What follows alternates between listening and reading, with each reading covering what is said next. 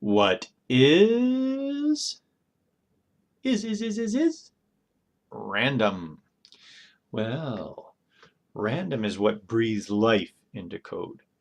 So if we have an artificial intelligence, we wouldn't want it to do the same thing every time. We might want it to choose from 3 or 4 different greetings, for instance. All right, let's take a look at it. Now, we did math.random before, but we'll take a review. Here is what it looks like, math.random, like so. And we can zog this to see what we've got here. Zog math.random. And just recall what that will do. That gives us a number between 0 and 1, but not including 1. So we'll view this in a browser. And F12 to get the console. 0.65, 0.62, 0.71, 0.76, 0.93, and it'll never be 1. Okay, now that alone is terribly powerful, because watch what we can do. Let's store this in a variable. So var car rand is equal to math.random, like so. Now it's important that we store it in a variable. Watch what we're going to do. We're going to say if rand is less than 0.333, or however many we want to throw in there to be totally accurate, else if rand is greater than 0.666, else it's between, and we do that.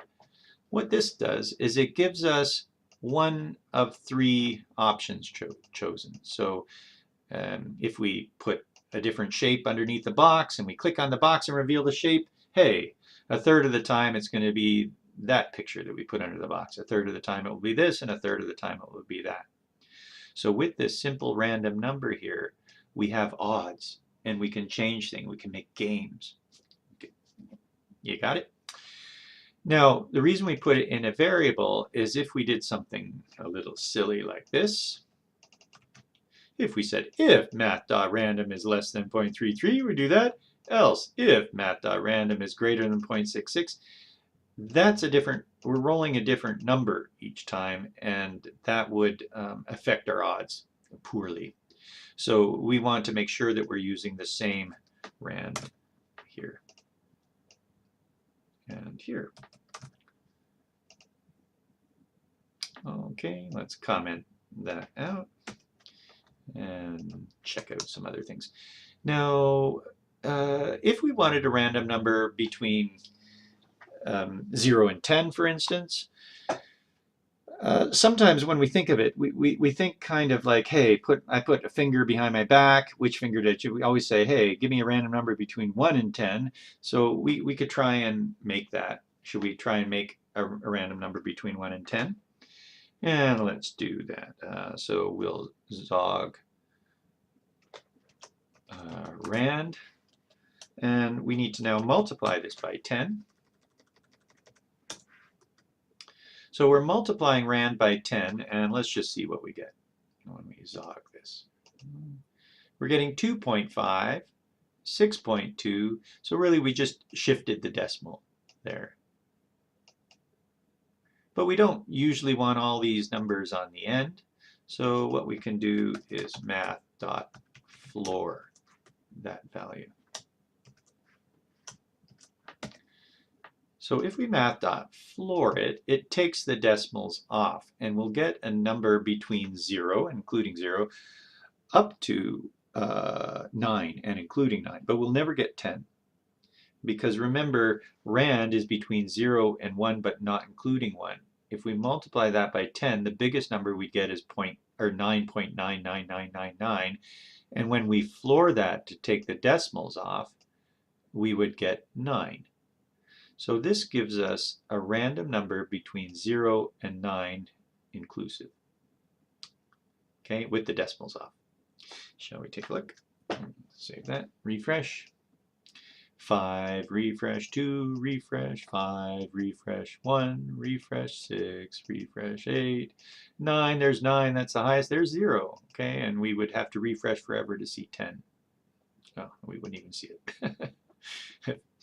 But we'd never get to forever either.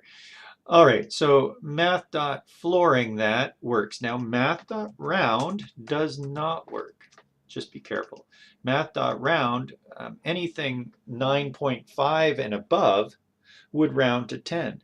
But notice that's only 9.5 and above rounds to 10. Okay, all the other numbers get a full range of 1. They would go from 8.5 to 9.5 goes to 9. You see, that's a range of 1. So we can't use round. We have to use floor. And you can't use ceil either. If you think about it, you've got to use floor. Because there is that off chance that if you use ceil, you know, you might think, oh, this would be great if I use ceil here. Oops, ceil. Then it would go up to 10. So it just goes up to the higher thing. It would go up to 10, and it would start at 1. That's what you would think, because we've got a random number between 0 and 9.99999. Most of the time that random number would not be 0, but there is a time when it might be 0. So this wouldn't work. It probably do you just fine, I would imagine, because the odds are you're not going to get 0 directly, but it's really the wrong thing to do. So you want floor there.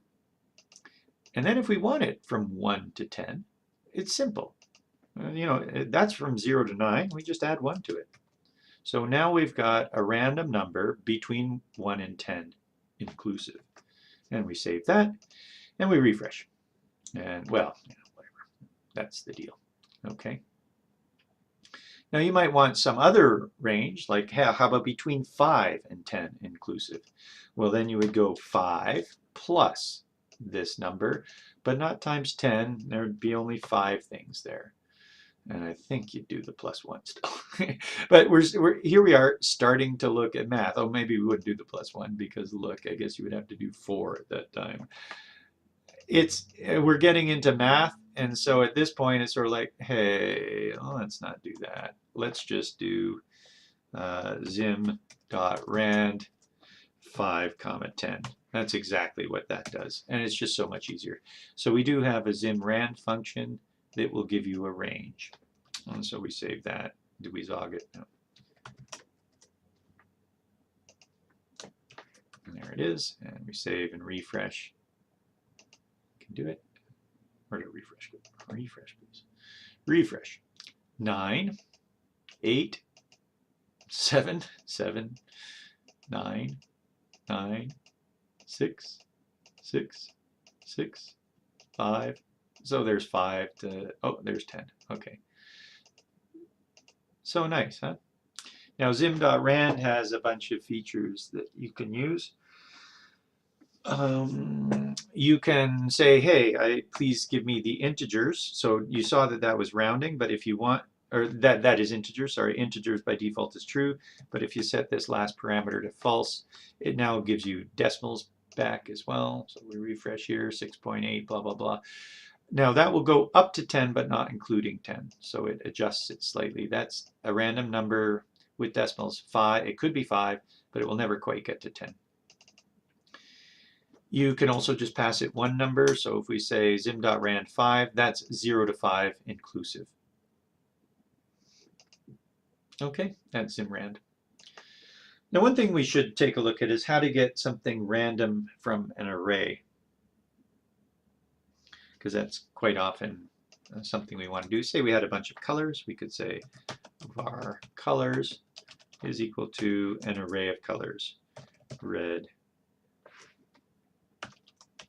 blue, yellow, green, like so, and we want to get something random from there. I will show you zim.shuffle, which makes it pretty easy. You just shuffle that array and get the first thing in it. That's sort of a no-brainer way of getting something random from the array, but we'll see that in another what is. So for now, how would we roll a random number to get something out of there? It's not too bad doing that with math.random. because it would just look like this. You would have math.random times the length of the array. So that would be colors.length. And you would math.floor that. Math.floor all of this stuff. And then that will give you a number 0, 1, 2, or 3. Because the length is 4, but math.random will never get to 4. Okay, it goes 3.99999, and when we floor it, it comes down to 3. So 0, 1, 2, 3. And then we just ask for colors at that location. Yummy. All right, and if we zog that, zog colors at that location, this is what we'll see. Let's undo that zog and check in our browser. Browser, refresh green, refresh yellow, refresh blue, refresh green, refresh blue, yellow, yellow. What was that other one we were looking for? Green, was it red? Somewhere in here we're going to get a red. There's greens, blues, yellows, red. Okay, if you want to do that with Zim, it would be colors at zim.rand colors.length. Now let's just think about this -1. So if we go colors.length, that's between 0 and the length, inclusive. And that's how Zim works. So we want between 0 and the length -1, inclusive. And there's the Zim way of doing it.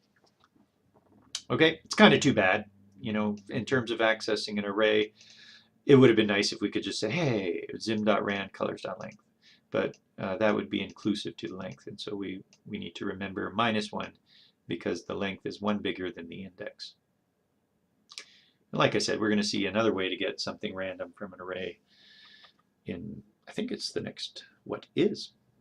Cool. So that's an overview and some examples of how we can use random numbers. I'm inventor Dan Zen. We're here at zimjs.com with a what is an array. Or no, random. Nothing like finishing off one of these things with an error right in the last word. Have a great day. Ciao.